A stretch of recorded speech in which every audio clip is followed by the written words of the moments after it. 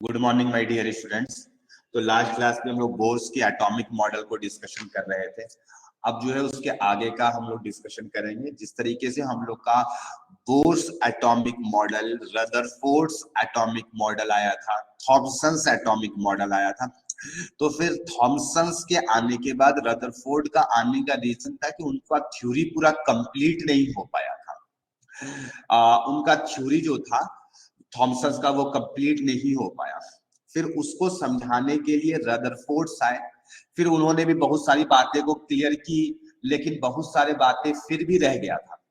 तो उसमें से कुछ बातों को बोर्स आकर के कंप्लीट किए। लेकिन बोर्स का अगर तुम पूछोगे सर बोर्स का क्या लिमिटेशन, बोर्स की थ्योरी में क्या कमी रह गई और फिर उसको कौन आकर के दूर किया, तो हम बताना चाहेंगे माय डियर स्टूडेंट कि अभी लिखवाएंगे आप लोग को कि बोर्स का जो एटॉमिक मॉडल में जो डेरिवेशन हुआ मेरे भाई, चाहे रेडियस का हुआ, चाहे वेलोसिटी का हुआ, चाहे एनर्जी का हुआ, वो एक इलेक्ट्रॉन सिस्टम के लिए था। वो एक इलेक्ट्रॉन सिस्टम को लेकर के डिराइव किया गया था। आपको पहले से भी याद है और बार बार इस वर्ड को भी रिपीट कर रहे थे। तो ये एक लिमिटेशन हुआ। ठीक है, दूसरा लिमिटेशन अगर बात करेंगे मेरे भाई, तो एक इक्वेशन यूज किए थे कि बोले थे एंगुलर मोमेंटम क्वांटाइज रहता है, mvr equal to nh by 2 pi. ये एंगुलर मोमेंटम का क्वांटाइजेशन, ये mvr nh बाई 2 पाई कैसे होगा? अपना मन से हम कुछ भी बोल देंगे, कल होकर के हम बोल देंगे mv is equal to nh by 2 pi, तो हम कैसे मान लेंगे? हाँ, जो सेंट्रीफ्यूगल फोर्स था इक्वल टू इलेक्ट्रोस्टैटिक फोर्स, ये था सही, ये बिल्कुल सही था मेरे में कि हाँ ये होता हुआ दो चार्जेस है, उसके बीच में इलेक्ट्रोस्टैटिक फोर्स होगा और वो सेंट्रीफ्यूगल फोर्स को बैलेंस कर रहा हो। तो ये बात की क्लैरिटी थी। लेकिन mvr equal to nh by 2 पे सवाल ये कहां से उठ करके आ गया? अपना मन से कुछ भी बोल दिए, तो इसका प्रूफ कहाँ है? तो ये सारे थ्योरी में कमी रह गई मेरे भाई। तो चलो एक एक करके हम लोग लिखते हैं। तो हेडिंग बनाओ, limitations of Bohr's atomic model, limitations of Bohr's atomic model, bourse atomic model. सवाल है कि जो कमी बोर्स के एटॉमिक मॉडल पे रह गई वो सारा कमी कोई पूछेगा कि रदरफोर्ड्स के एटॉमिक मॉडल में भी थी? तो मेरे भाई ये बताई भी नहीं थी, mvr equal to nh by 2 pi. तो कोई पूछेगा कि एंगुलर मोमेंटम का क्वांटाइजेशन रदरफोर्ड्स के एटॉमिक मॉडल का लिमिटेशन है, तो बिल्कुल है मेरे भाई। रदरफोर्ड कहां बताई थी इस बात को? तो लिखो फर्स्ट पॉइंट में, हम बोल करके लिखवाएंगे, आप लिखना। लिखो फर्स्ट पॉइंट में, bourse atomic model is applicable for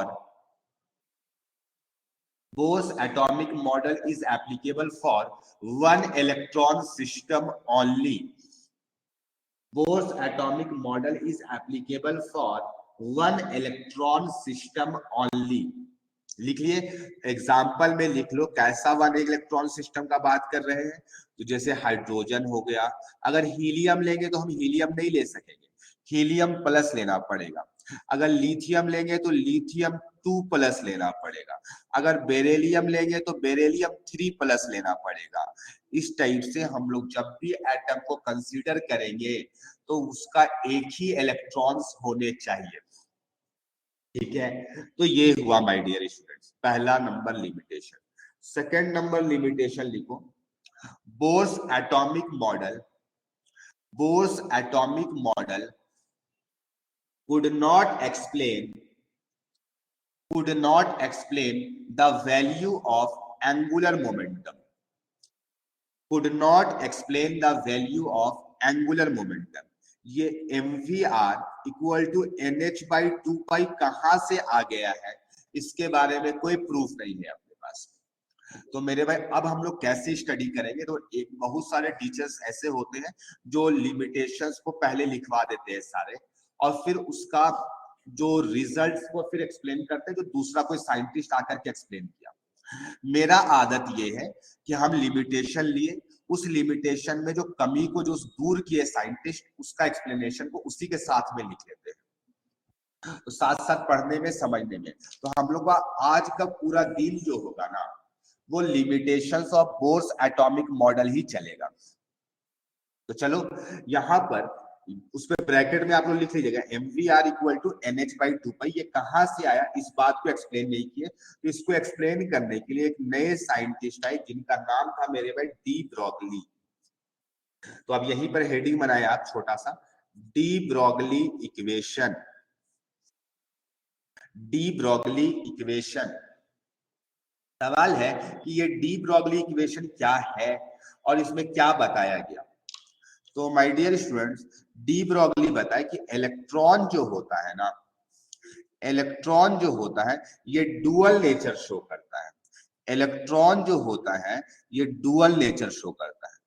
अभी रुक जाना, अभी जितनी बातें बोलेंगे आप सब सुनो पहले, फिर समझ में आएगा। इलेक्ट्रॉन डुअल नेचर शो करता है, एक पार्टिकल नेचर। तुमको ये तो लाइट के बारे आप बता रहे हो क्या? नहीं मेरे मैम, इलेक्ट्रॉन के बारे में बता रहे हैं। और दूसरा वेव नेचर। देखो जैसे लाइट कैसे डुअल नेचर शो करता था, उसी टाइप से इलेक्ट्रॉन के बारे में भी पता चला। तो वो पार्टिकल, इलेक्ट्रॉन का मास है माय डियर स्टूडेंट, तो पार्टिकल तो खुले में साबित हो जाता है कि इसका मास है, इसका कुछ वेलोसिटी है, सब कुछ पता है हमें। तो ये पार्टिकल नेचर तो हमें अच्छे तरीके से फील आ रहा होता कि इलेक्ट्रॉन पार्टिकल नेचर होता है, ठीक है। लेकिन इलेक्ट्रॉन वेव नेचर भी शो करता है। ये कैसे प्रूफ होगा? तो इसको जो प्रूफ किए थे वो डेविसन एंड जर्मर का एक एक्सपेरिमेंट है, जिसको भी पढ़ना है आज ही पढ़ेंगे वो भी एक्सपेरिमेंट, ठीक है। तो उस पे हम लोग जानेंगे आगे चल करके कि वेव नेचर भी शो करता है। अभी हम इसके बारे में नहीं कुछ बोलने जा रहे कि इलेक्ट्रॉन वेव नेचर शो करेगा कि नहीं करेगा, प्रूफ नहीं दे रहे यहाँ पर। पार्टिकल ऑलरेडी प्रूव्ड है, हमें बस यहाँ पे वेव नेचर को प्रूफ करना है। तो अभी थोड़ी देर के बाद प्रूफ होगा, अभी थोड़ी देर के लिए ऐसा एज्यूम कर लो कि ये भी डुअल नेचर शो करता है, जस्ट लाइक लाइट, ठीक है।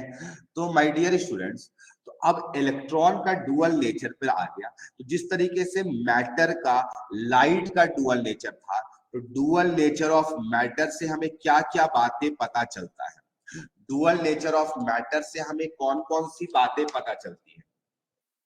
तो मेरे भाई बात बताना चाहेंगे आपको, अगर हम पार्टिकल नेचर एज्यूम किए, अगर हम पार्टिकल नेचर एज्यूम किए, तो आइंस्टीन का मास एनर्जी रिलेशन होता है E इक्वल टू mc²। ये पार्टिकल नेचर को साबित करता है। अगर किसी बॉडी के अंदर पे मास है और वो अगर लाइट के स्पीड, या c is speed of light, energy का एक फॉर्मूला है मेरे भाई, तुम कहोगे ऐसा फॉर्मूला? यस। देखो इसका डायमेंशन देखोगे, मास इनटू वेलोसिटी का स्क्वायर, तो ये एनर्जी का ही डायमेंशन आएगा। लेकिन ये फॉर लाइट है, ये सी किसके लिए है मेरे भाई? तो सी जो है ये लाइट का स्पीड है, स्पीड ऑफ लाइट है।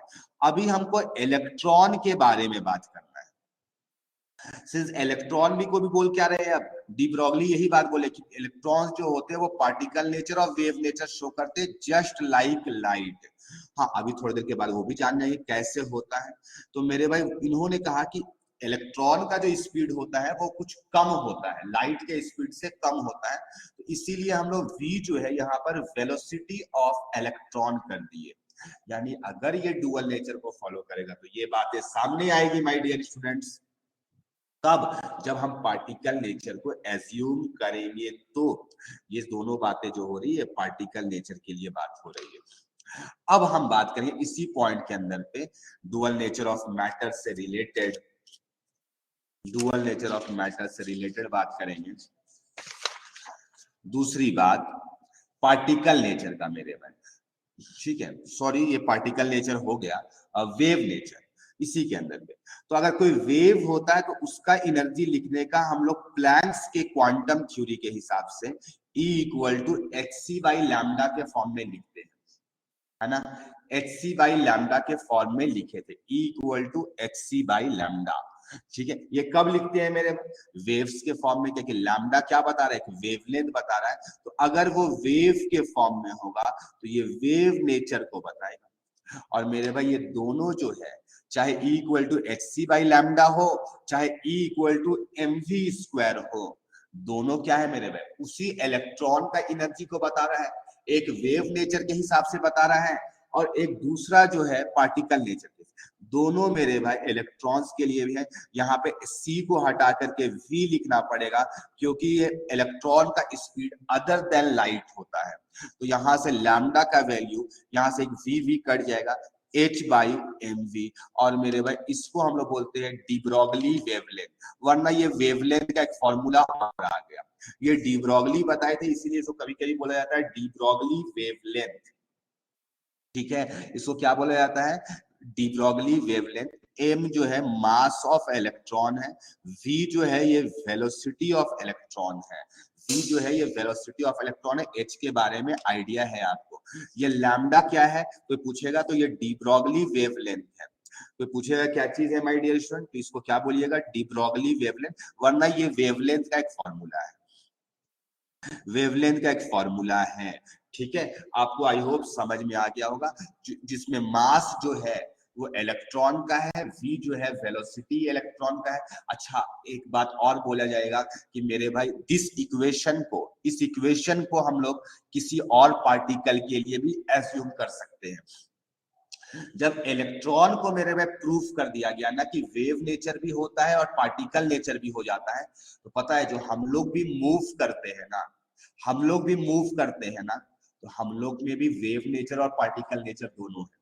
तुम कहोगे भाई दिखता काहे नहीं है? इस हिसाब से तो तुम कहोगे सर हम लोग को तो ऐसे ऐसे चलना चाहिए था।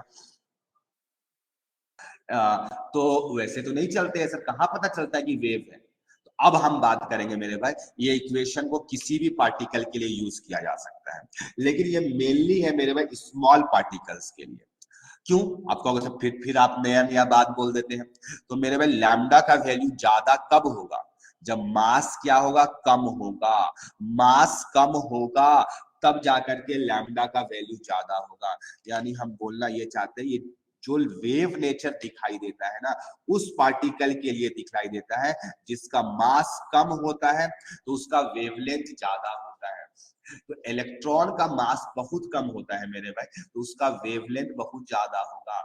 हम लोग का भी वेव नेचर होता है, लेकिन हम लोग का मास बहुत बड़ा है माय डियर स्टूडेंट्स। ठीक है, मास तो मेरे भाई ये बहुत छोटा अपॉन बहुत बड़ा, बहुत छोटा वैल्यू आएगा कि वेव नेचर पता ही नहीं चलता है। तो मेरे भाई ये प्रूफ किया गया कि कोई भी पार्टिकल है ना, कोई भी, ये मार्कर भी है ना, इसको ऐसे चला रहे होंगे ना तो इस पे भी वेव नेचर होगा, लेकिन ये सब का मास जो है बड़ा होता है तो पता नहीं चल पाता है। यानी कि इस नेचर में जो भी पार्टिकल्स है या जो भी चीजें हैं उसके पास में ये दोनों नेचर होता है, पार्टिकल या वेव। मेरे पे उस पे चीजें ऑब्जर्व हो जाती है जिसका मास कम होता है, जिसका मास ज्यादा होता है उसमें ये चीजें ऑब्जर्व नहीं होती है, फील नहीं कर सकते, दिखाई नहीं देता है। ठीक है, तो आई होप ये वाला इक्वेशन कहीं भी यूज होगा, कोई भी पार्टिकल के लिए डी ब्रॉगली वेवलेंथ है। अगर इलेक्ट्रॉन के लिए होगा तो इलेक्ट्रॉन के लिए, इफ इलेक्ट्रॉन हुआ तो इलेक्ट्रॉन के लिए M mass of electron put होगा, कोई दूसरा पार्टिकल होगा तो उसका मास यूज होगा, उसका वेलोसिटी यूज होगा। हाँ, अब आया एक डाउट आ गया ऋषिकेश को, बहुत अच्छा डाउट है मेरे भाई, सिंपल सा डाउट है, अच्छा डाउट और सिंपल सा डाउट है। तो देखो, अगर मास 10 का पावर -31 के रेंज में चल रहा है तो वेलोसिटी 10 का पावर 8 के रेंज में चल रहा है, तब भी मास डोमिनेट करेगा ऋषिकेश। आई होप आपको समझ में आ गया होगा। ठीक है, तो दोनों का मिला करके आपको क्यूमुलेटिव इफेक्ट देखना होता है। ठीक है, तो वेवलेंथ ये किसी भी पार्टिकल के लिए, for any particle, wave D Broglie बताए थे इसको, ये फॉर एनी पार्टिकल, तुम अपना भी मास लेकर के वेवलेंथ निकाल सकते हो, अपना भी स्पीड को लेकर के निकाल सकते हो, कितना वेव नेचर तुम्हारे में होगा। ठीक है, तो आई होप ये लाइन समझ में आया होगा। एक पहला बात समझ में आया, डी ब्रॉगली दो बातें कहे थे। पहला बात समझ में आया कि डी ब्रॉगली बोले थे कि इलेक्ट्रॉन्स डुअल नेचर शो करता है, जिससे लैम्डा इक्वल टू h/mv आया। जो चीज को हम घेरेंगे उसको आप ध्यान पे रखिएगा, ये फॉर्मूला काम का, यहाँ से सवाल बनते हैं मेरे भाई। अभी तक तुम कहोगे sir mvr equal to nh/2 कहाँ प्रूफ हुआ है? अभी कहाँ कुछ किए हैं मेरे भाई। तो एक लाइन लिखो, पहले लिखो फिर समझाएंगे उसे। लिखो, according to de Broglie electrons moves in stationary orbit, electrons moves in stationary orbit, stationary वाली fixed वाला, according to de Broglie, electrons moves in stationary orbit where its wave motion exhibit constructive interference, where its wave motion exhibits constructive interference. तो optics पे एक दो चीजें होती है, आप लोग इतना पढ़ करके आए होंगे माय डियर स्टूडेंट्स की इंटरफेरेंस होता है। एक दिन हम पहले भी नाम लिए थे इंटरफेरेंस का। अगर मान लो कि बहुत सारे लोगों का साउंड जो है एक साथ में इंटरफेयर करने लग गया, तो वहां पर मिक्स हो जाता है साउंड, और वैसे साउंड को हम लोग नॉइस कहते हैं। इसी तरीके से जो लाइट होता है ना मेरे में, लाइट में भी मिक्सिंग हो जाता है। तो इन्होंने कहा कि सिंस इलेक्ट्रॉन के बारे में ये तो साबित अब हो गया, अब हम बोल दिए कि वेव नेचर होता है। इलेक्ट्रॉन क्या, कोई भी पार्टिकल में वेव नेचर होता है। तो जब ये इलेक्ट्रॉन अब जो मूव करेगा, तो तुम ऐसा इसको फील करो, ऐसा इसको फील करो माय डियर स्टूडेंट, कि जब इलेक्ट्रॉन किसी शेल में, किसी ऑर्बिट पे रिवॉल्व करता होगा, तो ये क्या करता होगा, वेव के फॉर्म में। हम लोग बोलते हैं ना इलेक्ट्रॉन स्टैटिक नहीं होता है, ये मूव करता है। तो ये वेव के फॉर्म में, देखो ये वेव बन रहा है, इस तरीके से ये वेव के फॉर्म में मूव करता होगा। इस तरीके से ये वेव के, हम बताए थे कि जैसे लाइट क्या होता है, वेव और पार्टिकल दोनों के फॉर्म में मूव करता है, उसी तरीके से यहां भी बोल रहे हैं कि ये वेव के फॉर्म में ऐसे मूव करता रहता होगा। ठीक है, कोई कहेगा सर ये एकदम चिपका हुआ है, मतलब एक के साथ एक में आकर के वापस रिपीट करेगा। हाँ, अब यहीं पर दो बातें हैं, कंस्ट्रक्टिव और डिस्ट्रक्टिव इंटरफेरेंस। मेरे भाई कंस्ट्रक्टिव का मतलब होता है कंस्ट्रक्ट होना, जुड़ना, और मेरे भाई डिस्ट्रक्टिव का मतलब होता है डिस्ट्रक्ट होना, डिस्ट्रक्शन को कहते हैं। तो जब डिस्ट्रक्टिव इंटरफेरेंस बनेगा, तो जो ये वेव है, ये वेव जो होगा, मतलब कि इस तरीके से तो चलेगा मेरे भाई, इस तरीके से ये वेव बनाएगा, इस तरीके से ये वेव बनाएगा, लेकिन ये जुड़ेगा नहीं जाकर। जुड़ने को कंस्ट्रक्शन कहते हैं। दो चीजों का जुड़ जाना कंस्ट्रक्शन कहलाता है, और जब दो चीजें टूट जाती है तो उसको डिस्ट्रक्शन कहते हैं। तो जब इलेक्ट्रॉन्स किसी पार्टिकुलर ऑर्बिट पे, किसी स्टेशनरी ऑर्बिट पे रिवॉल्व करेगा, तो वहां पर कंस्ट्रक्टिव इंटरफेरेंस बनेगा। एक सेकंड माय डियर स्टूडेंट।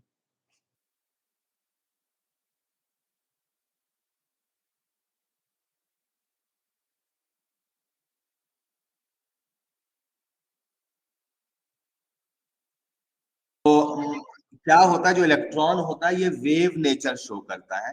तो जब वेव शो करता है माय डियर स्टूडेंट, तो इस तरीके से ये कंस्ट्रक्शन करेगा। तो जब स्टेशनरी ऑर्बिट होगा ना, स्टेशनरी ऑर्बिट होगा, स्टेशनरी ऑर्बिट होगा, तो यहाँ पर कंस्ट्रक्टिव इंटरफेरेंस बनेगा, यहाँ पर कंस्ट्रक्टिव इंटरफेरेंस बनेगा। और जब जब आपका कोई अदर देन स्टेशनरी मतलब ऑर्बिट होगा, तो वहां पर डिस्ट्रक्टिव बनेगा, क्योंकि वहां पे इलेक्ट्रॉन सरवाइव नहीं करेगा। कहां पे सरवाइव करता है, एज पर बोर्स। बाकी क्या है वो तो आगे पता चलेगा धीरे धीरे चैप्टर के अंदर पे, लेकिन एज पर बोर्स क्या बोले कि मतलब उस चीज को एक्सप्लेन कर रहे हैं डी ब्रॉगली आकर के, कि अगर नॉन स्टेशनरी होगा तो उस टाइम में डिस्ट्रक्टिव बनेगा, और डिस्ट्रक्शन होकर के वापिस वापिस कहां पे आ जाएगा, कोई पार्टिकुलर स्टेशनरी ऑर्बिट पे आ जाएगा।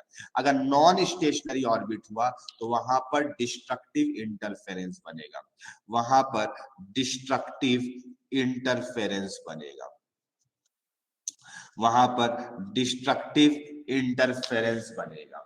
ठीक है, तो आई होप लाइंस क्लियर हो गए। एक टाइम के बाद ये खत्म हो जाएगा, क्योंकि आपको पता है कि जब दो चीजों का फेज मैच करता है, ये बात हम थोड़ा सा एमओटी में भी बताए थे, मॉलिक्यूलर ऑर्बिटल थ्योरी में भी तो बताए थे कि जब दो चीजें जुड़ जाती है तो कंस्ट्रक्शन हो जाता है, और जब दो चीजें ब्रेक हो तो एक टाइम के बाद ये खत्म हो जाएगा, रह नहीं पाएगा वहां पर। तो ये बात उन्होंने कही, कौन कहे, डी ब्रॉगली बताए हम लोगों तुमको, स्टेशनरी ऑर्बिट होगा तो कंस्ट्रक्टिव इंटरफेरेंस बनेगा और नॉन स्टेशनरी होगा तो डिस्ट्रक्टिव होगा। तो मेरे भाई यहाँ पर इतना ही बात बोल करके वो रुके नहीं, इसके अलावा एक बात और बोले। तुमको क्या बात बोले? इन्होंने कही कि इन स्टेशनरी ऑर्बिट, अगर स्टेशनरी ऑर्बिट है तो ये तो कंस्ट्रक्टिव इंटरफेरेंस बनेगा ही, लेकिन अगर nth नंबर शेल है, nth ऑर्बिट है, nth शेल है तो उसमें n वेव्स बनेंगे। तुम कहोगे इसका मतलब है कि शेल नंबर 1 होगा तो केवल एक ही वेव बनेगा, शेल नंबर 2 होगा तो 2 वेव्स बनेंगे, शेल नंबर 3 होगा तो 3 वेव्स बनेंगे। इस टाइप की बातें की। अभी हम इसको और अच्छा से डिटेल में बात करेंगे, थोड़ी देर पेशेंस रखो, पहले डेरिवेशन कर लेते हैं।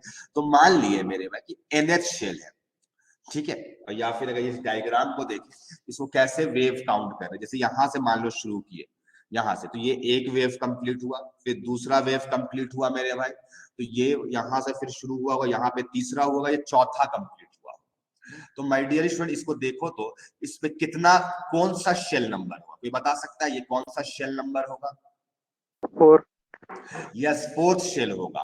तो अगर हम तुमको बोले कि इसका वेव का एक पार्टिकुलर रेड वाले का कोई भी, तो इसका वेवलेंथ ये है ना, इसका वेवलेंथ ये है मेरे भाई, ये वाला पार्ट है कि नहीं, जो डार्क किए हम आपके सामने में, जो डार्क किए ये वाला वेवलेंथ है, ये वाला वेवलेंथ है इसका, एक वेव का मेरे भाई। इसी तरीके से दूसरा वेव का भी वेवलेंथ लैम्डा होगा, लैम्डा लैम्डा लैम्डा, चारों का 4 लैम्डा, इसका रेडियस 2 पाई आर के बराबर होगा कि नहीं होगा, सरकमफेरेंस के बराबर होगा ना।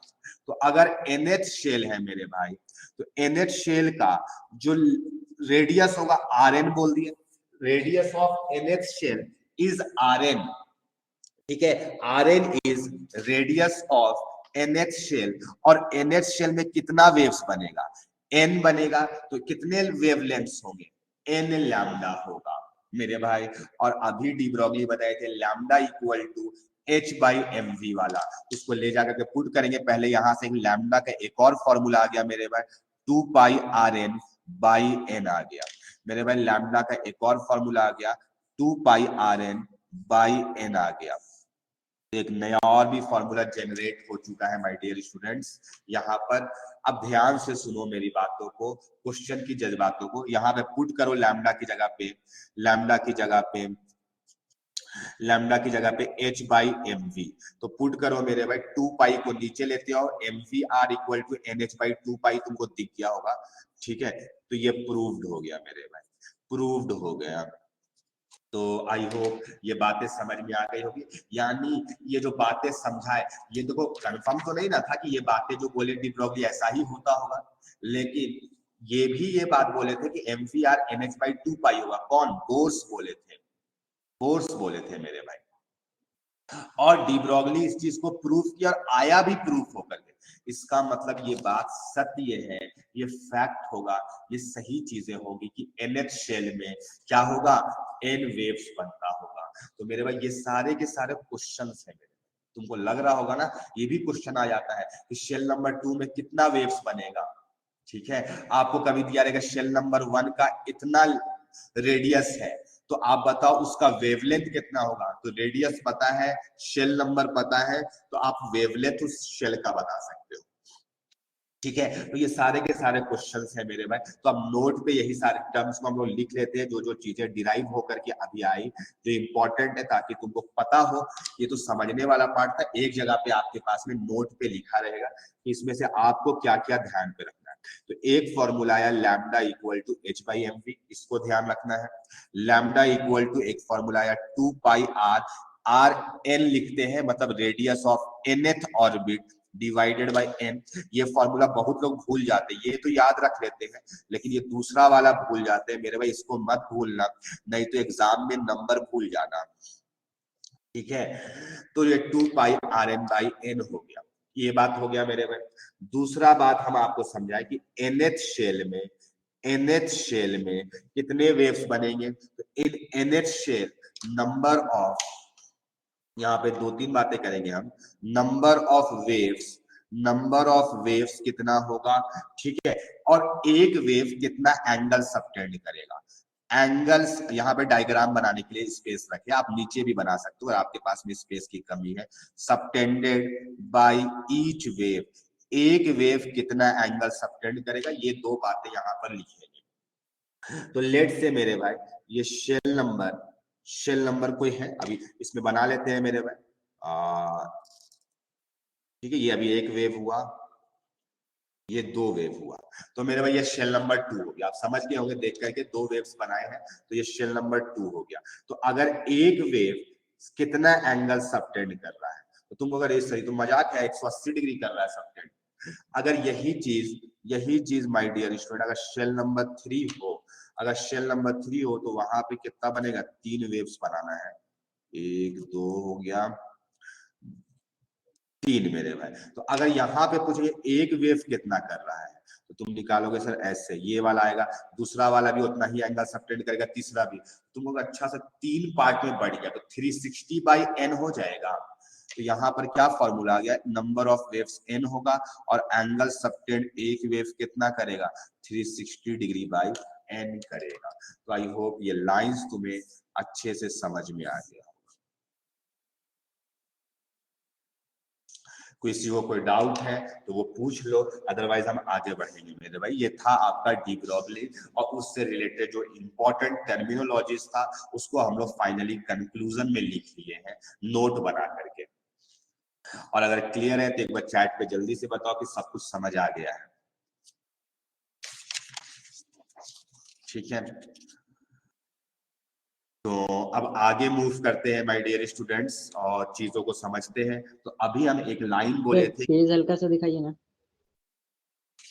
अभी हम एक लाइन बोले थे माय डियर स्टूडेंट की वेव नेचर जो इलेक्ट्रॉन का, ये तो अभी फील नहीं कर पा रहे हैं, हम बोले थे डेविएशन और जर्मर आकर के इसको प्रूफ किए थे। तो चलो इसको समझ लेते हैं कि डेविएशन और जर्मर क्या किए थे, क्योंकि वो भी पार्ट हम लोग को पढ़ना है। ठीक है,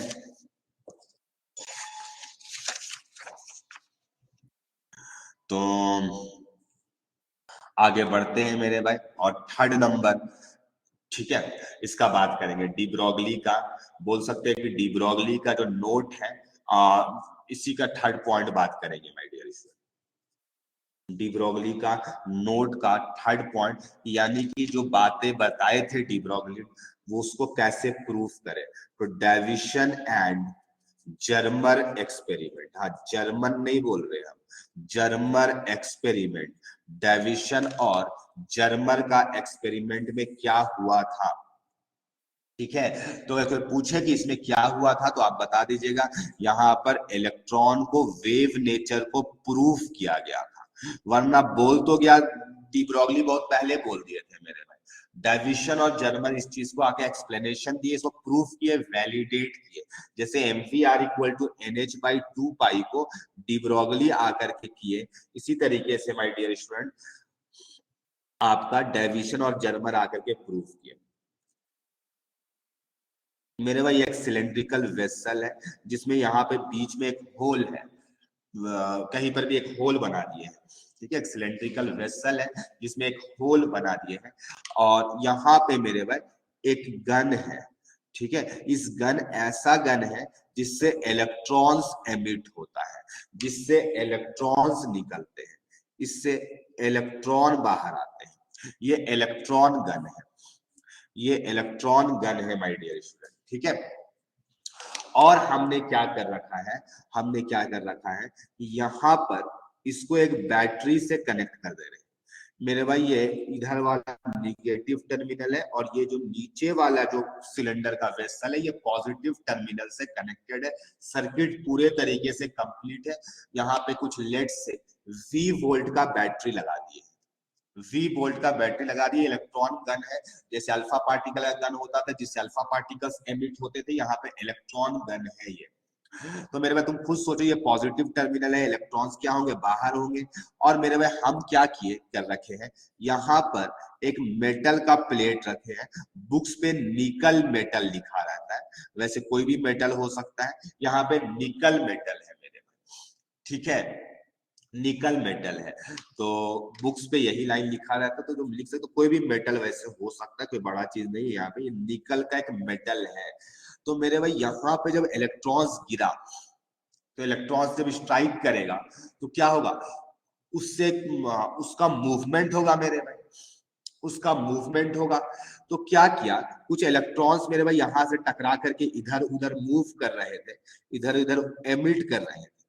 टकराने के बाद, इस मेटल के प्लेट से टकराने के बाद, तुम कहोगे सर हो सकता है तुम्हारे मन प्यारा हो सर ये सीधा टकराएंगे तो ये तो न्यूटन का लॉ को फॉलो करते हुए सीधा वापिस ऊपर है। अरे मेरे भाई अगर मेटल का प्लेट को टेढ़ा रख देंगे तो क्या दिक्कत है, टेढ़ा रख दिए होंगे, क्या फर्क पड़ता है। बस समझना है कि यहाँ पे एक मेटल का प्लेट है, उसका टेढ़ा रखे होंगे, इलेक्ट्रॉन टकराया होगा, बाहर निकला होगा। और उन्होंने क्या कर रखा था, एक डिटेक्टर लगा करके रखे थे। अगर आप लोग एनसीईआरटी बुक रीड करते होंगे फिजिक्स का एनसीईआरटी केमिस्ट्री में डाइविशन और जन्मर का एक्सपेरिमेंट नहीं गिवन है, लेकिन सिलेबस में है केमिस्ट्री के भी। तो माय डियर स्टूडेंट्स, तो यहाँ पर क्या होगा, इलेक्ट्रॉन इधर आ रहा होगा, तो मेरे पास जब डिटेक्टर में डिटेक्ट हुआ तो यहाँ पे पता चला कि डिटेक्टर है, ये जो ऐसा दिख रहा है ना तुम्हें, ये डिटेक्टर है। तो ये डिटेक्टर को क्या किया गया, आगे पीछे किया गया, आगे पीछे किया गया। तो मान लो अगर ये इलेक्ट्रॉन स्ट्रेट लाइन में ट्रेवल करता, तो मेरे भाई वो पीछे करते तो फिर से उसी पॉइंट पे स्ट्राइक करता, सेम पॉइंट पे, जहां पे यहाँ पे स्ट्राइक किया तो फिर से ये पीछे करने पर भी उसी सेम पॉइंट पे स्ट्राइक करता। लेकिन अगर ऊपर नीचे यहाँ वहां स्ट्राइक करेगा, ऊपर नीचे, तो क्या बोलेंगे कि इलेक्ट्रॉन स्ट्रेट लाइन में नहीं ट्रेवल कर रहा है। तो ऐसा ही कुछ डिटेक्टर पे देखने को मिला मेरे भाई, कि इलेक्ट्रॉन जो था वो स्ट्राइक किया, जब डिटेक्टर था ये मूवेबल डिटेक्टर था, आप अगर रीड करेंगे तो मिलेगा बुक्स में, मूवेबल डिटेक्टर था। तो इलेक्ट्रॉन स्ट्राइक किया डिफरेंट पॉइंट पे, strikes at different point, different point में स्ट्राइक करने का मतलब वो कि टेढ़ा मेढ़ा ट्रेवलिंग हो रहा है। और इससे हम यही बोल सकते हैं कि इलेक्ट्रॉन्स के पास में वेव नेचर होगा। क्या ये बातें समझ में आई मेरे भाई, एक बार जल्दी से बताओ, क्योंकि ये लोगों को, बच्चों को समझ में नहीं आता है ये बातें। सर निकल का प्लेट ही क्यों डाले, हम लोग डिटेक्टर को होल के नीचे ही तो रख सकते थे। हाँ ये भी बात है कि होल के डायरेक्टली नीचे भी रख सकते थे, ये भी बात है। अब उन्होंने इस टाइप का एक्सपेरिमेंट किया, ठीक है, ऑब्वियस सी बात है। यस, अब तो हम लोग कह सकते थे कि यहाँ पर इलेक्ट्रॉन आ रहा था तो इलेक्ट्रॉन को यहाँ पे रख सकते थे, बिल्कुल रख सकते थे, कहीं कोई इश्यू नहीं था। उन्होंने इसका एक्सपेरिमेंटल एपरेटस ऐसा था, वही एपरेटस को बनाए, ठीक है। निकल का फंक्शन क्या है?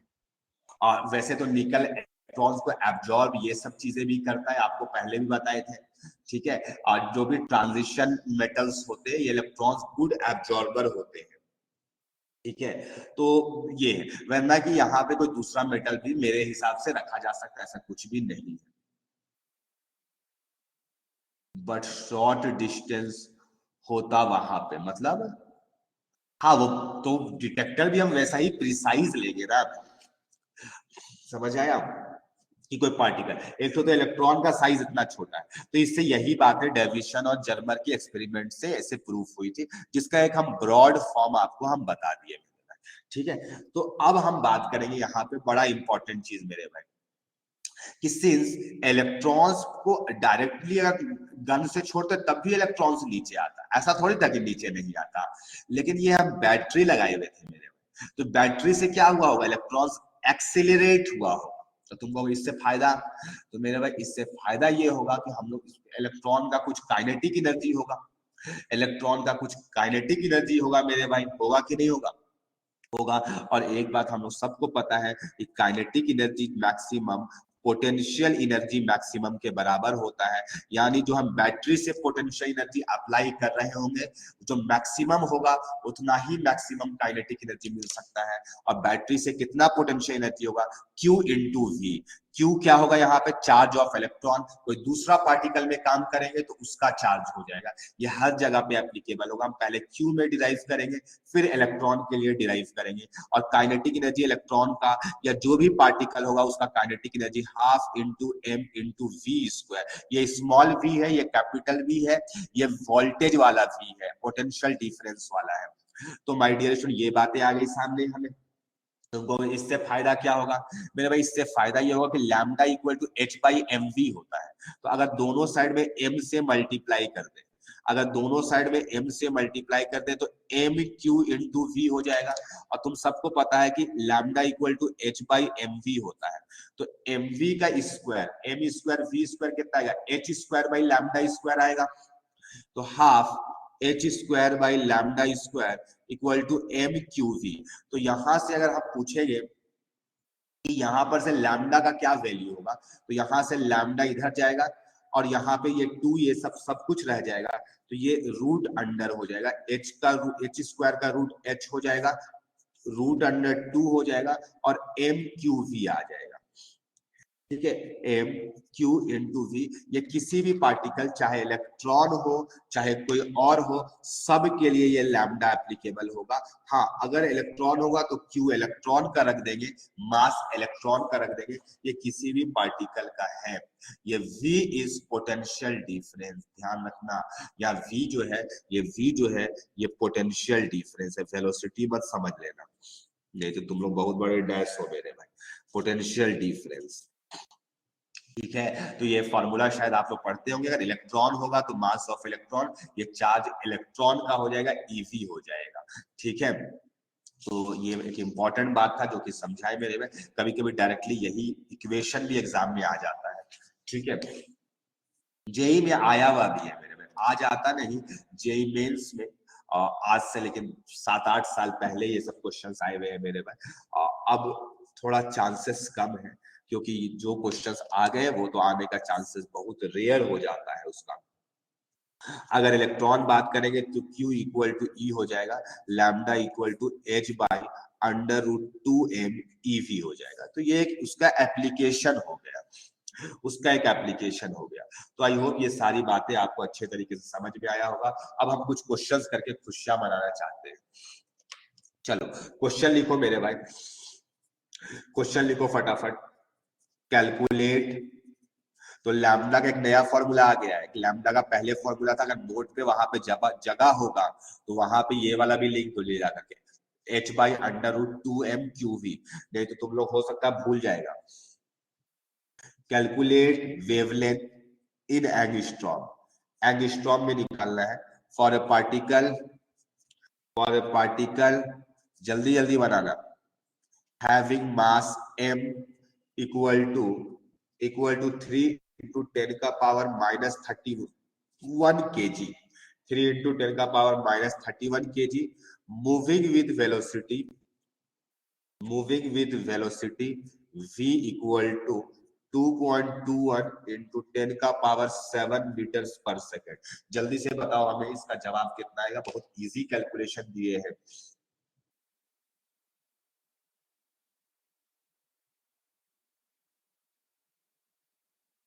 जल्दी से बनाओ।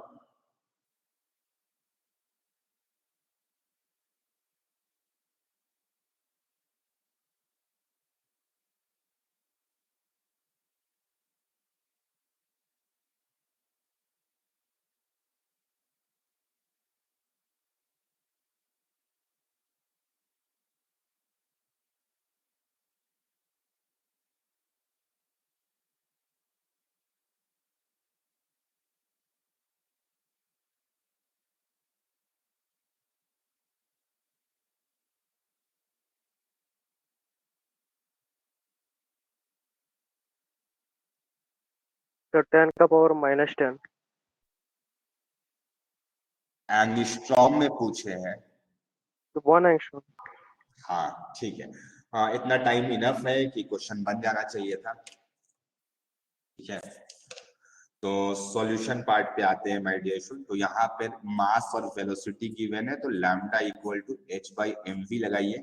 मास वास सब गिवन है, कैलकुलेशन भी बहुत इजी था। 6.63 इंटू 10 का पावर माइनस 34 बाई मास था 3 इंटू 10 का पावर माइनस 31 इंटू वेलोसिटी था 2.21 इंटू 10 का पावर 7। तो ये सीधा सीधा 3 से कट जाएगा, ये 3 और ये 3 कट जाएगा।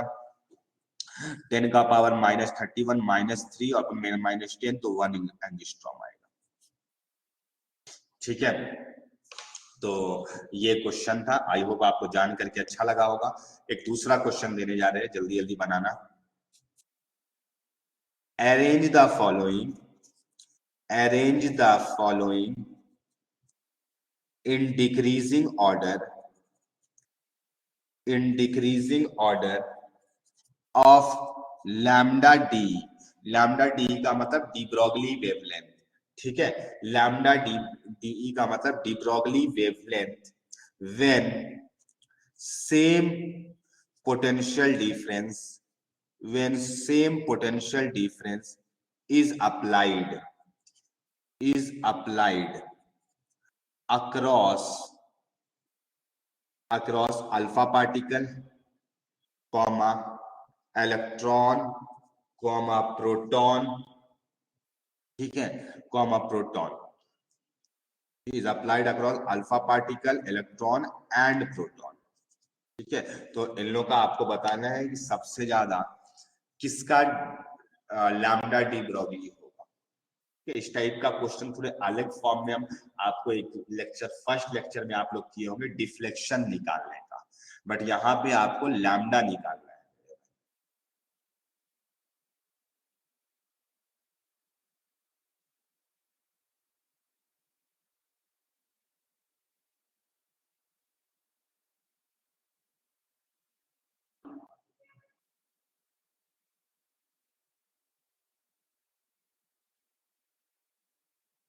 बन गया,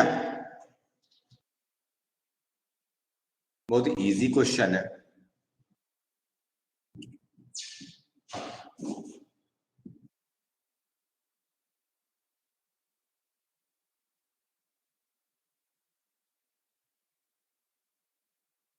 हाँ, ऋषिकेश का जवाब भी आ गया है और हमें लग रहा है कि सही जवाब है उसका। अंकित बोल रहा है कि सेम होगा। तो lambda equal to h by √2m q into वी। v is potential difference. तो यहाँ पे क्या क्या वेरिएबल है बस उसे देखो। मास वेरी करेगा और चार्ज वेरी करेगा। तो मास और चार्ज में देखो, जिसका मास और चार्ज का प्रोडक्ट, जैसे अल्फा पार्टिकल का, तो अल्फा पार्टिकल का जो मास होता है ये 4 टाइम मास ऑफ प्रोटॉन होता है, और जो चार्ज होगा अल्फा पार्टिकल की वो 2e होगा। तो मेरे भाई इसका दोनों बड़ा है, चार्ज भी बड़ा मास भी बड़ा, तो ऑब्वियस सी बात है सबसे पीछे हो जाएगा। इलेक्ट्रॉन का मास सबसे कम है, तो मास जब सबसे कम है, चार्ज तो इलेक्ट्रॉन और प्रोटॉन का दोनों का सेम है, जब चार्ज दोनों का, इलेक्ट्रॉन और प्रोटॉन दोनों का सेम है, तो मास से डिसाइड करो, तो इलेक्ट्रॉन का मास सबसे कम है, तो इलेक्ट्रॉन का लैम्डा डी ब्रॉगली सबसे ज्यादा होगा, फिर आपका प्रोटॉन का होगा और फिर अल्फा का होगा। आई होप ये जवाब सबका आ गया होगा मेरे भाई। ये आंसर हो जाएगा, ये आंसर हो जाएगा, ठीक है। किसी को कोई डाउट हो तो वो बिल्कुल पूछ सकता है मेरे भाई। बहुत आसान आसान क्वेश्चंस होते हैं इस चैप्टर के अंदर पे, ठीक है। हाँ, हम आपको बोले हैं कि 2-3 क्वेश्चन 4 क्वेश्चन हम आपको देंगे, आज मिल जाएगा आपको, ठीक है। फर्स्ट हाफ में ही मिल जाएगा आपको क्वेश्चन ग्रुप में, और वो क्वेश्चंस को आप अपने नोट्स कॉपी में बना लेंगे, ठीक है। जो डाउट रहेगा उसको हम नेक्स्ट क्लास में डिस्कशन भी कर लेंगे। हो सकता है कि आपको डाउट आए तो उसको डिस्कशन करें। माय डियर स्टूडेंट, 2 लिमिटेशंस हम लोग का कंप्लीट हो गया। जल्दी से वह पेज को बस पलट करके देखो। लिमिटेशन नंबर 1 जो था वो था कि जो बोर्स का एटॉमिक मॉडल है वो एक इलेक्ट्रॉन सिस्टम के लिए वैलिड है, और दूसरा नंबर लिमिटेशन जो था मेरे भाई कि जो बोर्स बताए थे कि MVR इक्वल टू NH/2 पाई होता है, ये कहां से आया उसका एक्सप्लेनेशन नहीं था, जिसको एक्सप्लेन किए मेरे भाई डी ब्रॉगली। वहां से 2-3 टर्मिनोलॉजीज हम लोग के सामने में आए। लैम्डा का फॉर्मूला आया, कितना वेव्स बनते हैं, कितना एंगल सबटेंड करेगा, ये सारा कुछ आया। फिर हम लोग को जो वेव नेचर था उसको एक्सप्लेन किया, डेफिनेशन एंड जनबर। वहां से एक नया लैम्डा का वैल्यू आ गया, एक और मतलब आया एक। तो ये सारे के सारे लैम्डा के वैल्यू है, सारे के सारे मालूम होना चाहिए, क्योंकि as per the data use करना पड़ेगा कि कौन सा वाले से हम निकाल पाए। कोई क्वेश्चन में लैम्डा इक्वल टू h/mv लगेगा, कोई क्वेश्चन में 2πr/n वाला लगेगा, कोई क्वेश्चन में h/√2mqv। तो जो डेटा के बेसिस पर तुम्हें पता करना पड़ेगा। अब my dear student, limitation number 3। हाँ बोलो जुबैर।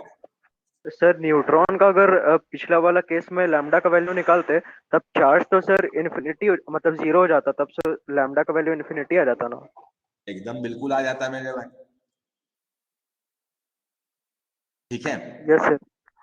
तो क्वेश्चन बनाने वाले भी सोच करके देते हैं, यहाँ पे बनाने वाले क्वेश्चन हम हैं, ठीक है। माय डियर स्टूडेंट, अब लिमिटेशन नंबर 3 पे आते हैं, ठीक है। हाँ श्रुति बोलो। पहला लिमिटेशन जो था कि सिंगल इलेक्ट्रॉन सिस्टम के लिए सारा लॉज वैलिड था, तो उसको कैसे हटाया गया? अब वो नहीं हटा है वो, अब मतलब अगर उसको हटा देना तो सारा रेडियस, वेलोसिटी, एनर्जी, सारा फॉर्मूला बदल जाएगा सीधा। तो उसको हटाया ही नहीं, उसका कोई मतलब कि सबको पता है कि गलत है, इसको सही करना भी बड़ा मुश्किल काम है मेरे, ठीक है। तो उसको बोला गया रहने दो, जैसा है वैसे ही रहने दो, ठीक है। वो मतलब गलत ही रह गया, उसको करेक्शन नहीं किया गया। हाँ, लिमिटेशन नंबर 3 पर बात करने जा रहे हैं मेरे, तो लिखो पहले लिमिटेशन नंबर 3। लिखो according to Bohr's atomic model, according to Bohr's atomic model, velocity bracket में लिख लेना मोमेंटम, ब्रैकेट में लिख लेना मोमेंटम और पोजीशन, ब्रैकेट क्लोज करने के बाद और position can be calculated simultaneously, can be calculated simultaneously, can be calculated simultaneously। एक लाइन छोड़ करके लिखना फिर, this is not possible according to Heisenberg, this is not possible according to Heisenberg's my dear student, Bohr's क्या बताए थे कि हम लोग किसी इलेक्ट्रॉन जैसे मूव कर रहा होगा, इलेक्ट्रॉन कहीं पर मूव कर रहा होगा, लेट्स से यहाँ पर, तो इसका हम लोग ना पोजीशन और वेलोसिटी बता सकते, साथ साथ साइमल्टेनियसली बता सकते। किसके अकॉर्डिंगली? बोर्स के अकॉर्डिंग। हाइजेनबर्ग बोले कि ना कि बताने का तो कुछ भी बता सकते, हाइजेनबर्ग क्या बोले कि बताने का तो हम कुछ भी बता सकते हैं, लेकिन सही बताना ये मैटर करता है।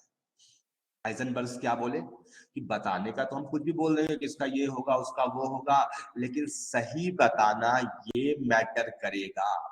तो इसका मतलब मेरे भाई कि जो बोर्स जो बोले थे ना कि वेलोसिटी को या रेडियस को किसी भी इलेक्ट्रॉन का साइमल्टेनियसली कैलकुलेट करेंगे, तो हाइजेनबर्ग बोले साथ में गलत कैलकुलेशन हो जाएगा, यानी एरर आएगा।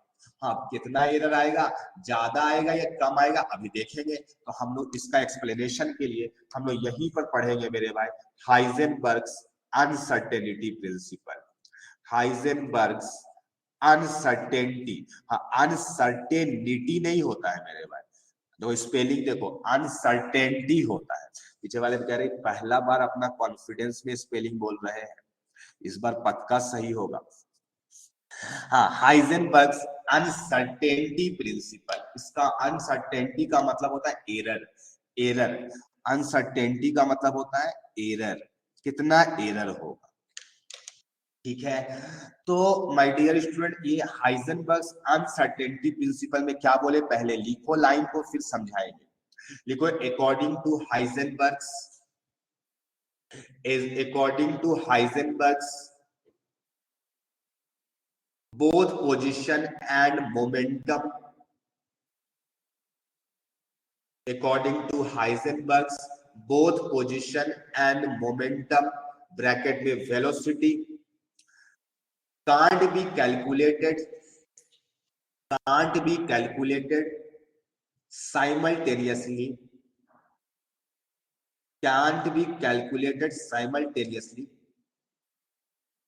with 100% accuracy, 100% accuracy। मेरे भाई हाइजेनबर्ग समझाए, क्या समझाए कि देखो बेटा कि तुम वेलोसिटी और रेडियस का फॉर्मूला जो अब तक बोर्स के एटॉमिक मॉडल से निकालते आए हैं ना, अगर एक इलेक्ट्रॉन भी हुआ, अगर हाइड्रोजन भी हुआ, तो भी तुम जो वेलोसिटी और रेडियस, हाइड्रोजन के लिए तो सही हो जाएगा, हाइड्रोजन के लिए तुमका इक्वेशन गलत नहीं है। तो अगर हाइड्रोजन का भी निकाल रहे हो ना, तो उसमें भी तुम्हारा गलती होगा, यानी 100% एक्यूरेट रिजल्ट जो आना चाहिए था वो नहीं आएगा। तो उनसे पूछा गया कि ऐसा आप क्यों कह रहे हो, आखिर क्या गलती होगा, इसमें क्या कमी है। तो मेरे भाई मेरी बातों को ध्यान से सुनना। मेरे भाई उन्होंने समझाया कि देखो लैम्डा इक्वल टू h/mv का रिलेशन होता है। p इज मोमेंटम, आप तो फिजिक्स में रिप्रेजेंट करते हो मोमेंटम को p से, ठीक है। पीछे वाले कह रहे हैं कि हम भी अपने आप को p से रिप्रेजेंट करते हैं, ठीक है। समझदारों के लिए इशारा काफी है। मेरे भाई यहाँ पर h/p,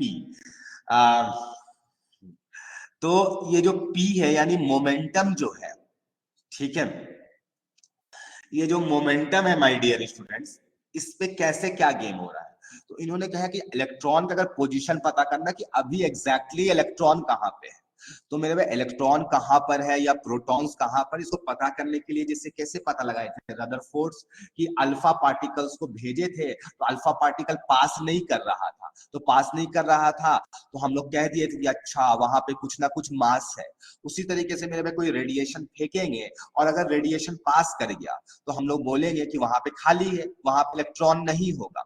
लेकिन अगर रेडिएशन भेजे और मेरे भाई रेडिएशन नहीं पार किया, समझ जाएंगे मेरे भाई कि वहां पे इलेक्ट्रॉन होने का चांसेस है।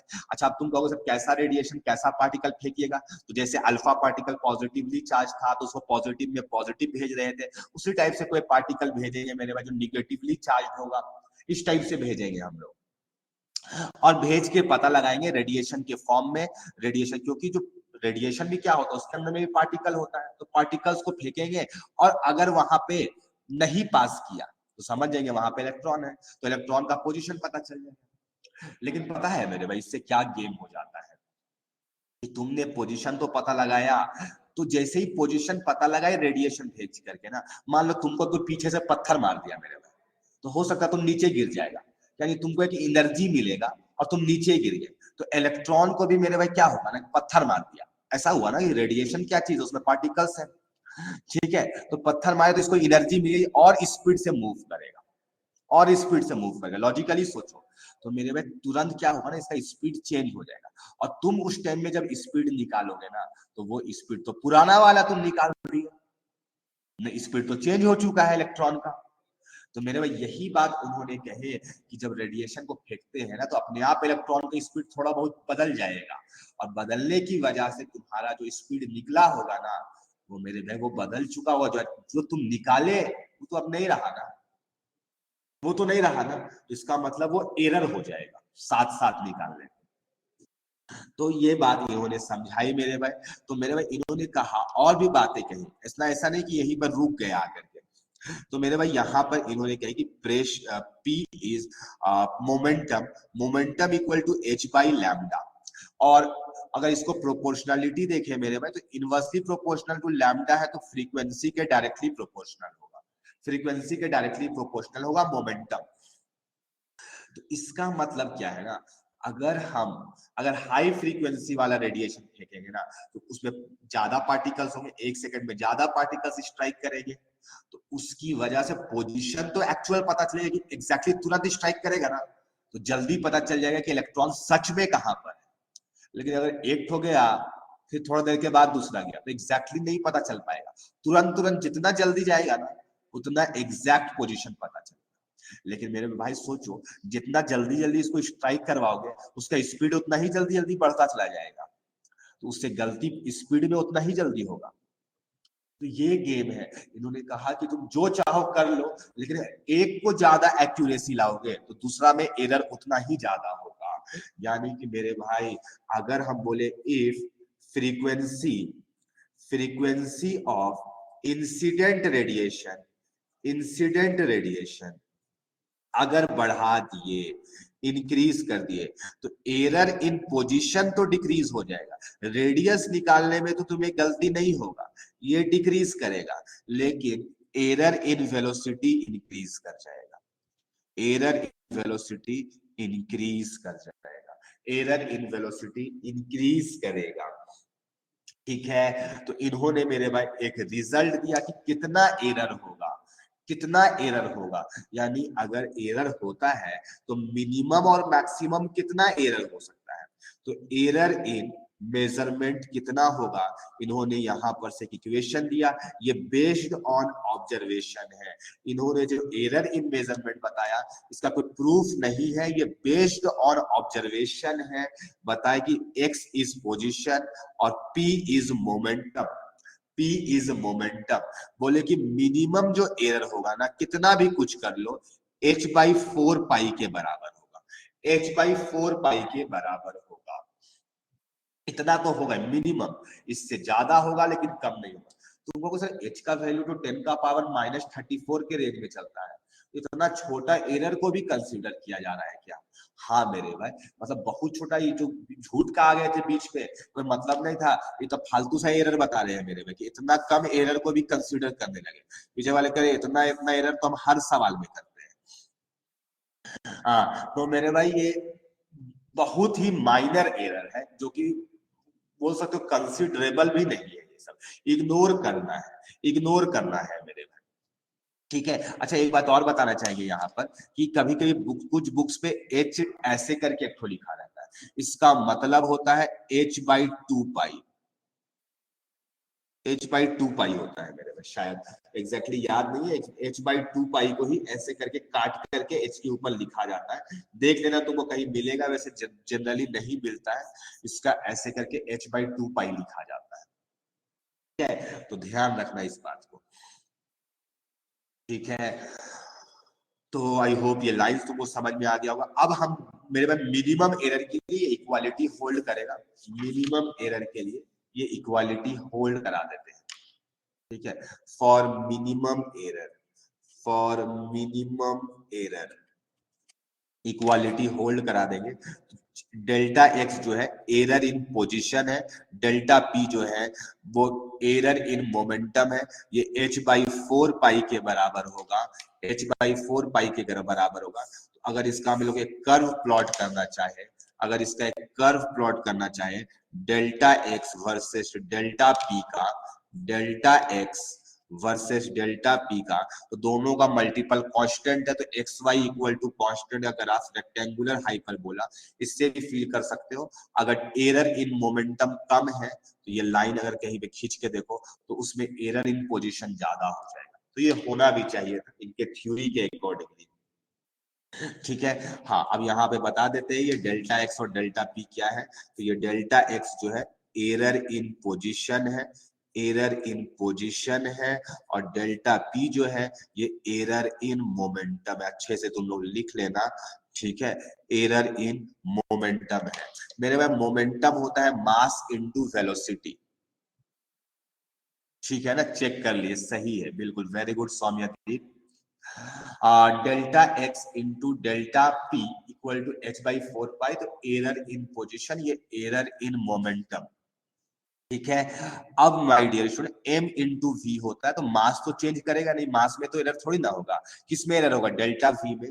तो इसको हम लोग ऐसे लिख सकते हैं delta X into M delta V, क्योंकि मोमेंटम को h/4 पाई, तो यहां से हमें एक लाइन मिलेगा delta X into delta V equal to h/4 pi है। ये सब मिनिमम एरर का बात कर रहे हैं, मैक्सिमम तो कितना भी हो सकता है, मैक्सिमम तो कितना भी हो सकता है, delta X into delta V equal to h/4 pi M. ठीक है, आई होप ये लाइन समझ में आ गया होगा कि तुमको कैसे निकालना है। तो अब मेरे मैंने बुक्स में कुछ सवाल जब तुम सॉल्व करोगे ना, तो ऐसे लिखा रहेगा परसेंटेज इन एरर। मान लो हम बोले ना तुम्हें कि हम सुबह में आज मॉर्निंग वॉक किए, 5 किलोमीटर चले, 5 किलोमीटर वॉकिंग किए, और उसमें जो मेरा डेटा जो फोन में बता रहा है, दरअसल उसमें 1% का एरर है, लेट से वो ज्यादा बता देता है, तो दरअसल हम कितना चले होंगे, या मेरा एरर कितना हुआ होगा, मेरा हम दरअसल 5 किलोमीटर अगर बता रहा है तो हम को एरर वो कितना बता रहा है, 1% का एरर है, उस रिजल्ट पे कितना एरर है।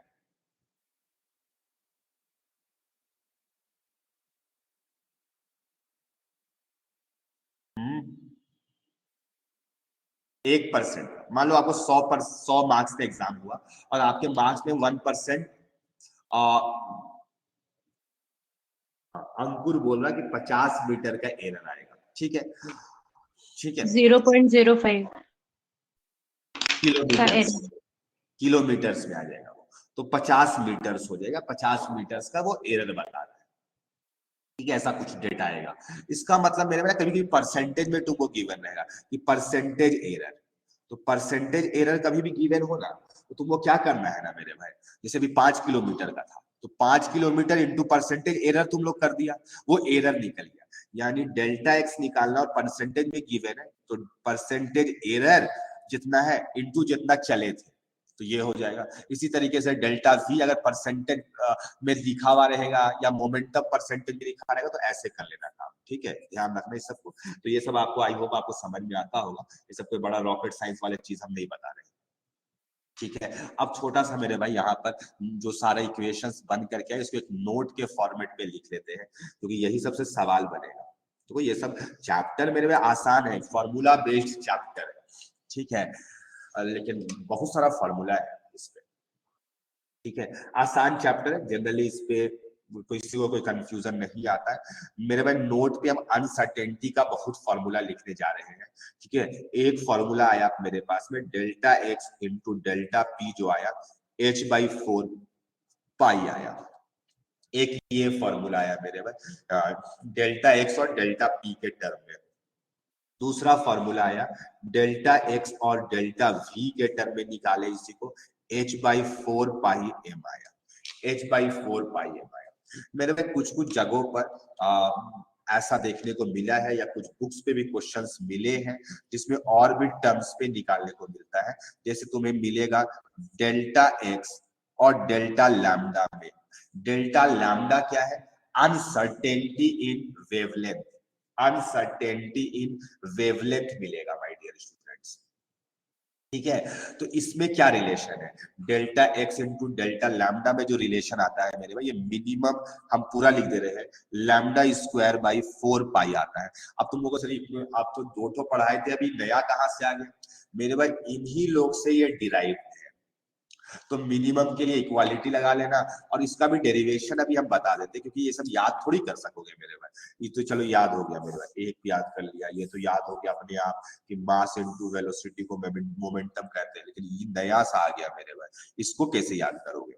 तो इसको याद नहीं करना है, इसको एग्जाम में डिराइव करना है। जब आ गया तो क्या कि ये आएगा तो एडवांस पे आएगा, मेंस का तो है ही नहीं है मेरे भाई, मेंस में आने के लायक ही नहीं सवाल है। ठीक है, तो आप बिल्कुल भी टेंशन ना लें। तो देखो, तो हम लोग अभी जस्ट पढ़े थे लैम्डा इक्वल टू h/p, थोड़ा देर पहले लिखे थे मेरे में, लैम्डा इक्वल टू h/p। तो हमको ना लैम्डा पे ही निकालना है मेरे में, लैम्डा का कितना होगा, ये इस इक्वेशन से सोचो ना, हमको क्या हटाना है, इसी से ना डिराइव हुआ है ये, तो p को हटाना है, p को हटा करके हमको लैम्डा में लाना है। तो p और लैम्डा में ये रिलेशन है, ताकि इस दूसरा वाला टर्म कांस्टेंट है, तो यहां से करेंगे p equal to h by lambda, h by lambda का मतलब लैम्डा इनवर्स हो गया। और मेरे भाई इन लोग दोनों को डिफरेंशिएट कर लो, तुम लोग मैथमेटिक्स में ऐसे करता होगा, dp by D lambda, dp by D lambda equal to h बाहर, लैम्डा का पावर -1 का इंटीग्रेशन, माइनस बाहर आ जाएगा और लैम्डा का पावर -2। तो हम लोग को माइनस माइनस से मतलब नहीं है मेरे, माइनस माइनस से अपने कोई मतलब नहीं, ताकि हम एरर माइनस में और प्लस में, एरर तो एरर होता है। तो मेरे भाई dp को ही डेल्टा p बोलो, तो ये h बाई लैम्डा स्क्वायर हो गया, इंटू ये इधर जाएगा तो डेल्टा लैम्डा हो गया। तो मेरे भाई डेल्टा p की जगह पे h बाई लैम्डा स्क्वायर अगर लिख देंगे, h बाई लैम्डा स्क्वायर लिख देंगे, तो ये लैम्डा स्क्वायर बाई 4 पाई आ जाएगा, h कट जाएगा, देखो अच्छे से h कट जाएगा दोनों साइड। तो आई होप आपको डिराइव होता हुआ मिल गया, तो एग्जाम में आएगा तो कैसे करना है बुझा गया। तो ये डेरिवेशन आपको माइंड पे रखना है my dear student, error positive है नेगेटिव, तो आपका जो भी सवाल बनेगा वो इक्वालिटी होल्ड करके बनेगा, तो ज्यादा बुद्धि लगाने की जरूरत नहीं है मेरे में, तुम इक्वालिटी पे ही फॉर्मूला ही लिखो। ठीक है, तो ये 3 फॉर्मूला हो गया। अभी हम क्वेश्चन देंगे। हाँ, तुम वो लैम्डा कैसे निकालेंगे, तो मेरे भाई लैम्डा निकालने के लिए तो बहुत सारा फॉर्मूला दिया है तुम्हें, डी ब्रॉगली का वेवलेंथ और कितना कितना लैम्डा का फॉर्मूला है, तो डिपेंड करेगा डेटा पर कि कौन सा डेटा वाले से लैम्डा निकालेंगे, एरर कैसे निकलेगा। ठीक है, तो ये हुआ डेल्टा एक्स और डेल्टा लैम्डा पे माय डियर स्टूडेंट, जो कि कुछ कुछ बुक्स पे क्वेश्चंस के फॉर्म में दिए जाते हैं। ठीक है, चलो अभी क्वेश्चन भी करना है अपने को, ठीक है, और हो सकता है कि कुछ क्वेश्चंस आपको मिल भी जाएगा होमवर्क भी बनाने के लिए। वैसे तो मिलना तो है ही है, तो और बढ़ भी सकता है, इसके बाद के टॉपिक्स का भी मिल सकता है आपको होमवर्क। पीछे वाले करी तो गेम है, धीरे धीरे बढ़ते चला जा रहा है। डेल्टा एक्स इंटू डेल्टा ई। अच्छा, लैम्डा का मतलब लिख लेना वहां पर, ये वेवलेंथ है, क्या पता तुम लोग समझ नहीं पाएगा कि ये वेवलेंथ है। ये डेल्टा ई जो है एनर्जी है, डेल्टा एक्स इंटू डेल्टा ई जो है एनर्जी है। इस पे जो रिलेशन आता है H C by 4 pi, H C by 4 pi आता है। तो वो इसको कैसे डिराइव करेंगे, तो अभी पीछे वाला डिराइव किया ना मेरे में, अभी वो आधा काम हो गया मेरे में। अभी जो पीछे वाला जो डिराइव किया ना, उससे आधा काम हो चुका है। तुमको फॉर्मूला लग रहा होगा, ये सही तो लग रहा है ऐसा कि एच सी बाई लैम्डा वाला फॉर्मूला है। यस माय डियर ईश्वर, बस अगर तुमको लग गया ना ये बात, तो बस तुम्हारा डेरिवेशन हो गया। तुमको फॉर्मूला एनर्जी का क्या पता था, कांस्टेंट वाला में E equal to H C by lambda, और अभी उसमें जो लैम्डा वाला लैम्डा था ना, उसको रिप्लेस करेंगे E से। कैसे रिप्लेस करेंगे, तो डिफरेंशिएट कर दो, तो lambda equal to H c E का पावर -1, तो d lambda by d E कर दो, तो मेरे में हो तो गया तुम्हारा डी बाई ई स्क्वायर हो गया। अब ई स्क्वायर हो गया ना, ई स्क्वायर की जगह पे क्या लिखोगे, ई स्क्वायर की जगह पे H square C square by lambda square, तो एक तो एच सी कट जाएगा, लैम्डा बाई एच सी आ जाएगा, लैम्डा बाई एच सी आ जाएगा।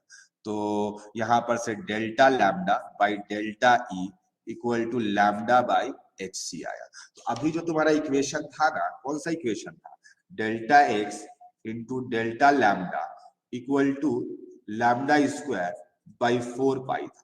तो लैम्डा की जगह पे रिप्लेस करो तो इसे, तो delta X into delta lambda की जगह पे क्या पुट करोगे, lambda by H C into delta E, तो ये आ गया मेरे भाई लैम्डा स्क्वायर बाय एच यहाँ पे लैम्डा स्क्वायर हो जाएगा, तो लैम्डा स्क्वायर हो जाएगा, ठीक है, लैम्डा स्क्वायर बाई 4 पाई। तो अपने आप ही लैम्डा स्क्वायर कट जाएगा, तुमको अपने आप दिखाई दे रहा है, ये तो सब आसान फॉर्मूला है। तो यस, ये सब एक दूसरे से रिलेटेड है, ये सब एक दूसरे से रिलेटेड है मेरे, तो इस फॉर्मेट में अगर मिलेंगे तो आप लगा लीजिएगा दिमाग कैसे बनाना है। आई होप ये सारी बातें आपको समझ आया होगा, किसी को भी कोई दिक्कत नहीं होनी चाहिए, ठीक है, किसी को कोई कंफ्यूजन है तो बोल सकते हो, ठीक है। तो ये सारे टर्मिनोलॉजीज है मेरे भाई, इस फॉर्मेट पे तुम्हें मिलेंगे और तुम्हें क्वेश्चंस बनाने होते हैं, ठीक है।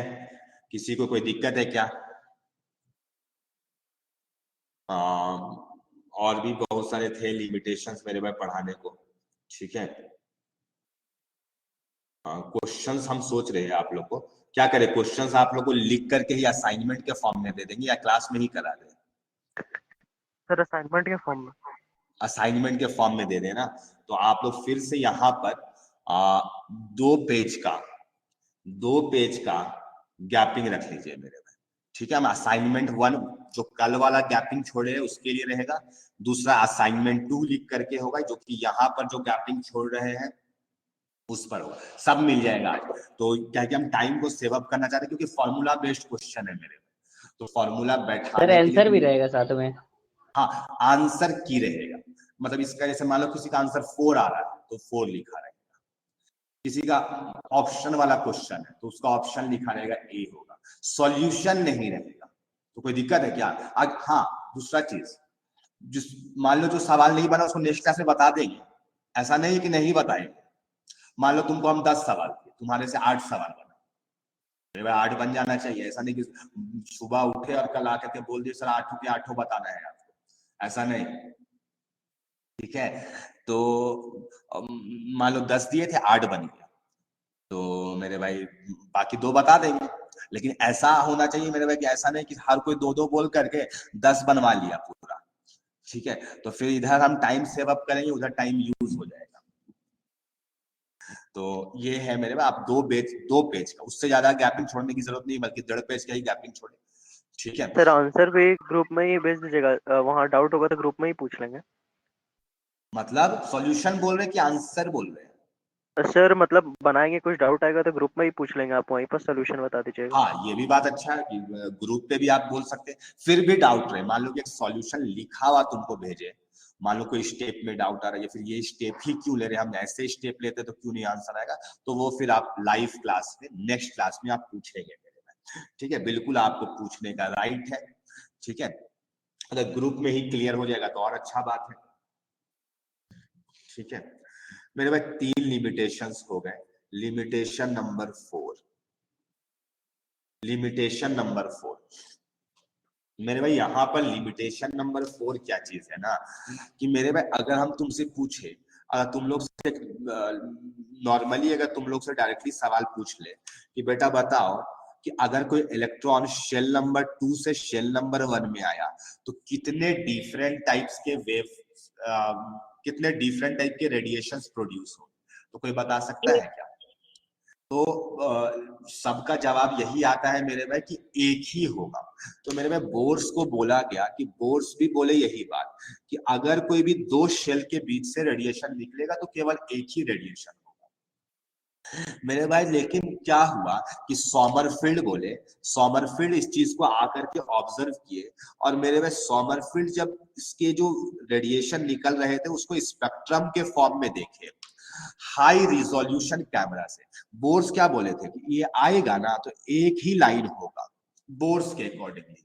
बोर्स के अकॉर्डिंगली क्या बोले कि एक लाइन होगा जब भी 2 से 1 है। लेट्स से ये 2 शेल नंबर 2 है, ये शेल नंबर 1 है, और लॉजिकली हम लोग को भी यही लग रहा है कि एक ही वेव प्रोड्यूस होगा लैम्डा, जो कि ये लैम्डा होगा। ये बोर्स को देखे, बोर्स जब अपने कैमरा से देखे इसका स्पेक्ट्रल लाइंस को, तो ये ऐसा दिखाई दिया मेरे भाई। लेकिन सोमरफील्ड जब आकर के देखे तो सोमरफील्ड का जो देखने का नजरिया था, तो मेरे भाई उनको ऐसा दिखाई दिया कि यहाँ पर एक लाइन नहीं बल्कि यहाँ पर 2 फाइन लाइंस है, 2 लाइंस, यहाँ पे 2 फाइन लाइंस है, लैम्डा 1 और लैम्डा 2, 2 लाइंस है। गेम हो गया। कौन देखे ऐसे? सोमरफील्ड्स को दिखाई दिया। तो बुक्स पे लिखा रहता है, बुक्स पे लिखा रहता है मेरे भाई कि सोमरफील्ड का जो कैमरा, जिस कैमरा से वो ऑब्जर्व कर रहे थे, वो उनका हाई रिजोल्यूशन माइक्रोस्कोप था, मतलब ज्यादा रिजोल्यूशन वाला। अगर हम आपको आपके भाषा में बोले, मतलब महंगा वाला कैमरा था मेरे भाई, समझ गए ना, ठीक है, जिसमें से ज्यादा अच्छा दिखाई देता था, और बोर्स वाला थोड़ा सा कम दाम वाला था, ठीक है, इसीलिए उनको एक ही दिखाई दे रहा था। तो सोमरफील्ड देखे तो अब कंफ्यूजन क्रिएट हो गया कि सवाल है कि शेल नंबर 2 शेल नंबर 1 इसके बीच में तो एक ही, वो भी कंफ्यूज, ऐसा कैसे हो सकता है कि 2 लाइन और दोनों एकदम आजू बाजू बना हुआ है, ऐसा नहीं कि बहुत एक तो यहाँ बना दूसरा लाइन यहाँ बना, दोनों का एनर्जी ऑलमोस्ट सेम है लेकिन डिफरेंट है। 2 फाइन लाइंस दिखाई दिए। क्या दिखाई दिए मेरे भाई? कि lambda 1 approximately equals to lambda 2, fine lines दिखाई दिए 2 शेल्स के बीच में। इसी तरीके से जितना बोर्स को दिखाई देता था ना, उससे कहीं ज्यादा दिखाई दे रहा था। शेल नंबर 2 से शेल नंबर 1 में आया था तो उन्हें 2 लाइंस दिखाई दे रहे सोमरफील्ड को। तो मेरे भाई इसका मतलब क्या समझ में आ रहा है? इससे तुम क्या सोचोगे अगर हम तुमको बोले कि ऐसा 2 लाइंस दिखाई दे दिया, जबकि 2 से 1 में आने में तो एक ही लाइन होना चाहिए, तो तुम्हारे मन में क्या ख्याल आएगा? बोलो जल्दी से। सर लाइट डिस्पर्स हो रहा होगा। एक जवाब आया जुबैक के माइंड पे कि डिस्पर्स होगा। मेरे भाई उन्होंने कहा, ठीक है, आपका भी जवाब सही कि आपका सोचने का तरीका ये है, उन्होंने एक्चुअली में कहा। 2 जा रहा होगा मे बी। क्या क्या अंकित, फिर से बोले एक बार। एक्चुअली में 2 वेव जा रहा होगा। 2 वेव्स होगा, लेकिन 2 वेव्स कैसे आया हो, कहां से आया होगा 2 वेव्स? बीच में एनर्जी लूज हुआ होगा कुछ वेव्स का। हम लोग ऐसा सोच सकते हैं, ठीक है, आप लोगों का सोचने का तरीका सही है। तो सोमरफील्ड क्या बोले ना कि अगर शेल नंबर 2 है ना, शेल नंबर 2 है तो इसके अंदर में ऐसे 2 चीजें होंगी, 2 चीजें होंगी, 2 चीजें होंगी मेरे भाई। इन्होंने कहा कि शेल के अंदर में भी कुछ चीज होता होगा जिसको उन्होंने कहा सब शेल्स। अब तुम्हें दिखाई देने लगा होगा क्या गेम हो रहा है, कहां से कैसे कैसे केमिस्ट्री ओरिजिनेट हो रहा है। सब शेल्स का नाम तो सुना होगा तुम लोग। मेरे बाद इन्होंने कहा कि दरअसल जो शेल होता है, अगर शेल नंबर 2 है और शेल नंबर 2 से 2 लाइंस आ रही है, इसका मतलब उसके अंदर पे दोनों का एनर्जी थोड़ा थोड़ा डिफरेंट होगा, बहुत ज्यादा का फर्क नहीं होगा।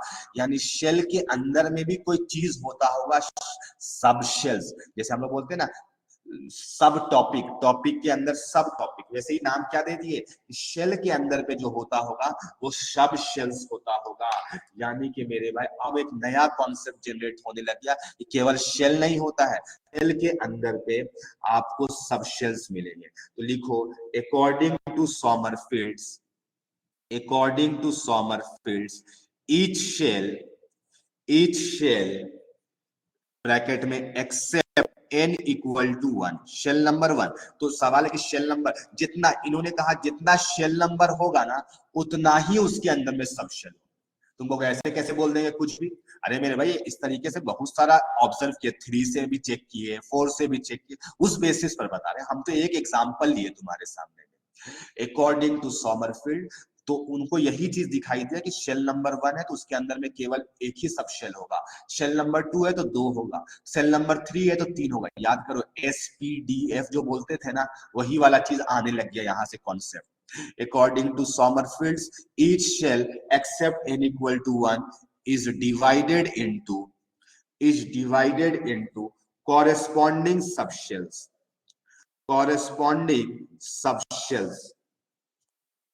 subshell in which one is circular।